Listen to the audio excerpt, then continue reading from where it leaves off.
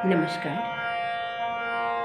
आज मैं संगीत में अलंकार क्या है, उसकी क्या उपयोगिता है और भरत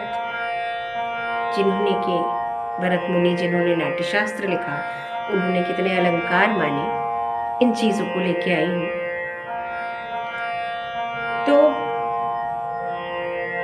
अलंकार का अर्थ होता है कोई भी आभूषण या गहना। अलंकार को ही पलटा भी कहा जाता है। और जब हम संगीत को सीखना शुरू करते हैं तो सबसे पहले हमें अलंकारों का ही रियाज कराया जाता है, क्योंकि अलंकार के बिना ना तो स्वर का ज्ञान होता है और ना ही हमारा गला तैयार होता है।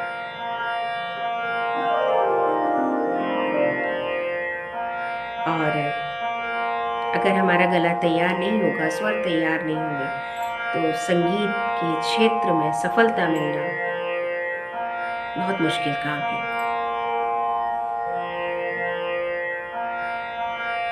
अलंकारों से राग विस्तार में भी सहायता मिलती है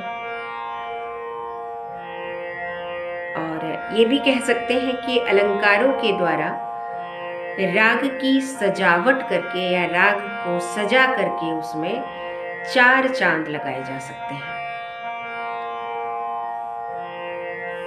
और जो रागों में ताने गाई जाती हैं वो भी अलंकार के आधार पे ही बनाई जाती हैं। भातखंडे जी ने अलंकार के लिए कहा है कि वर्ण का एक विशिष्ट क्रम, जो वर्ण का एक विशिष्ट क्रम होता है उसे ही अलंकार कहते हैं। ऐसा विष्णु नारायण भातखंडे जी ने कहा है। और जिन्होंने संगीत पारिजात लिखी, आप सभी जानते होंगे, अहोबल, उन्होंने भी कहा है कि स्वरों के क्रमानुसार प्रयोग को अलंकार कहते हैं।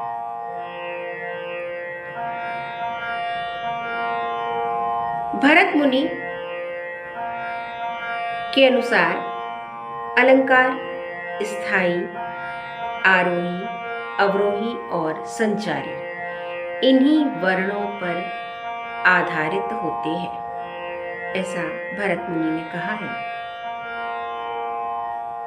और अलग अलग विद्वानों ने अलग अलग संख्या बताई है अलंकारों की।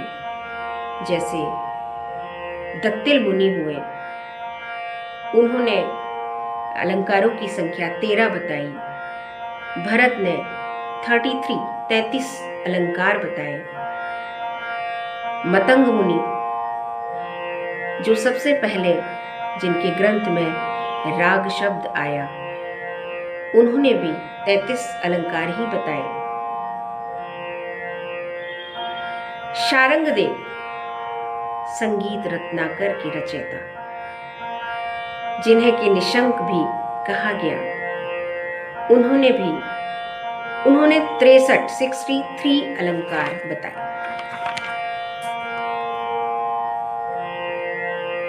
भरत मुनि ने अलंकारों के 6 भेद बताए। उच्च पहला भेद था, उच्च, जोर से आवाज निकालने को उच्च अलंकार की संज्ञा उन्होंने दी। उसके बाद दूसरा था दीप्त, हम कह सकते हैं उच्च से भी ऊंची, उच्च से भी ऊंची आवाज को दीप्त कहा। और मंद्र, तीसरा भेद उन्होंने जो बताया, उसे उन्होंने छाती से जो आवाज निकलती है उसे उन्होंने मंद्र कहा। उसके बाद चौथा भेद बताया नीच, मंद्र से भी हल्की आवाज जो उसमें जो उच्चारण किया जाता है उसे उन्होंने नीच कहा। और 5वां भेद था द्रुत, तो गले से जल्दी जल्दी जिसका उच्चारण हो उसे द्रुत कहा, और विलंबित यानी कि गले से अधिक अवकाश ले लेके रुक रुक के जो उच्चारण किया जाए वह विलंबित कहा गया। तो इस तरह से भरत ने ये अलंकार के 6 भेद बताए: उच्च, दीप्त, मंद, नीच, द्रुत और विलंबित। अब मैं आज आप लोगों को शुरुआत के, जो कि संगीत के विद्यार्थी हैं, 10 अलंकार में बताऊंगी, लेकिन लय कम रख के ही उन्हें गाना चाहिए।